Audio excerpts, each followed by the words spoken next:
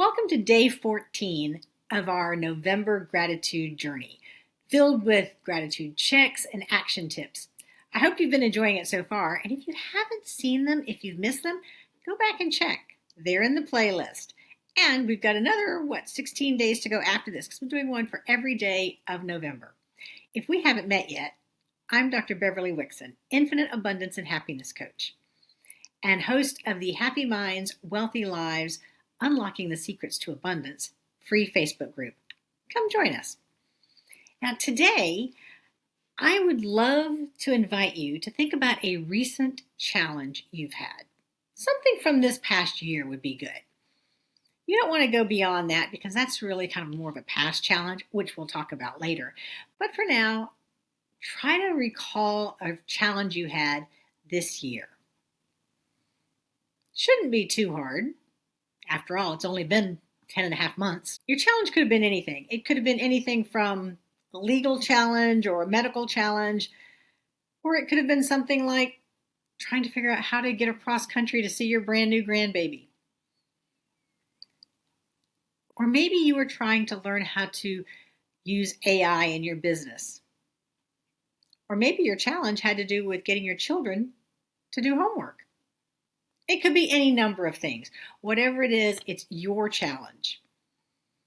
And every challenge is important. So just think about one from this year. You can think about more later. But for our purposes now, I invite you to think of one challenge you've had this year. And what I invite you to do is be grateful for that challenge.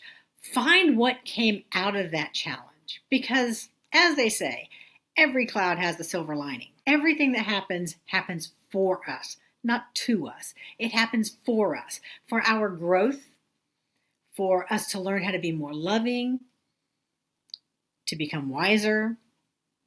That's why things happen for us. So once you have that challenge in mind, I invite you to close your eyes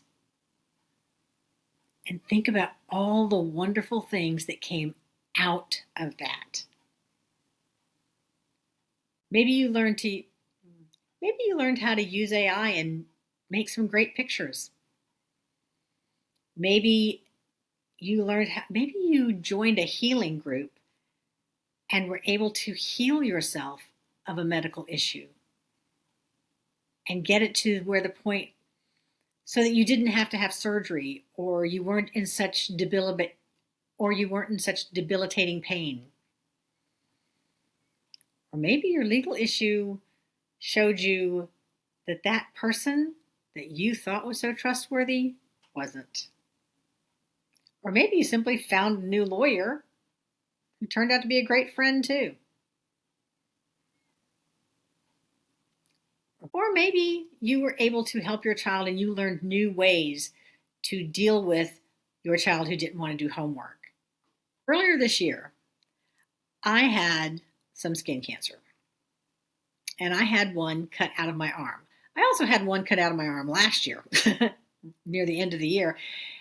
And so when I had the second one done earlier this year, the good thing that came out of that was that my dermatologist gave me a cream and said, use this. I had to use a couple here, had to use it across my chest, and then my arms. She said, I want you to do that because it pulls the skin cancer cells to the surface. And it sucks them all out, basically, which was great. Now, I did discover, end of October of this year, I went back to the dermatologist for my 6-month checkup, and there were a couple of spots that had to be frozen, and there was one more spot that needed a biopsy. And my first reaction was, another one.